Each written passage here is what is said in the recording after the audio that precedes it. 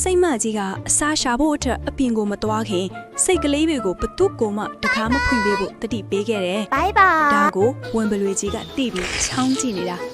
ဒီနေ့တော့အသားဟင်းစားရတော့မယ်လို့ပြောနေတာပေါ့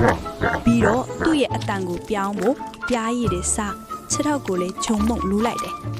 တားလို့ရေအမေပြလာပြီတကားဖွင့်ပေးပါအောင်လို့ဝင်ပလွေကလှဲစားလိုက်တယ်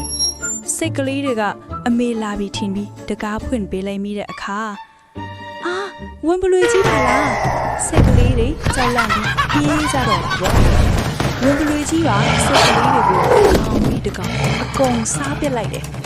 ဒါပေမဲ့အငယ်ဆုံးလေးကတော့နာရီစင်ကြီးတဲ့ပုံပြီးလွတ်သွားခဲ့ပါတယ်ဘိုက်ကားသွားတဲ့ဝင်ပလွေကြီးဟာတစ်ပိန်အောက်မှာအိမ်မောကျသွားလေရဲ့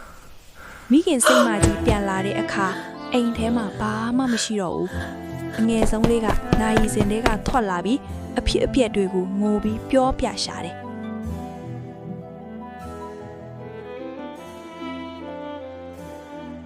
စိတ်မကြီးဟာဝင်ပလွေနော့ကိုလိုက်ရင်တစ်ပိန်အောက်မှာအိတ်နေတာကိုတွေ့လိုက်တယ်စိတ်မကြီးဟာဝင်ပလွေရဲ့ဘိုက်ကိုကက်ကြီးနဲ့ညှက်ပြီးထိုးဖောက်လိုက်ပါတော့တယ်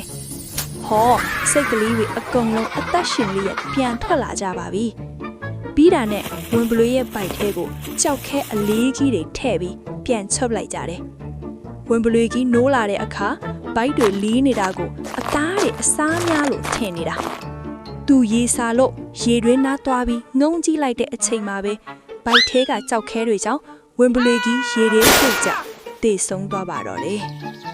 မကောင်းမှုပြုသူဟာမကောင်းကျိုးကိုသာပြန်လဲခံစားရမှာချက်ပါတယ်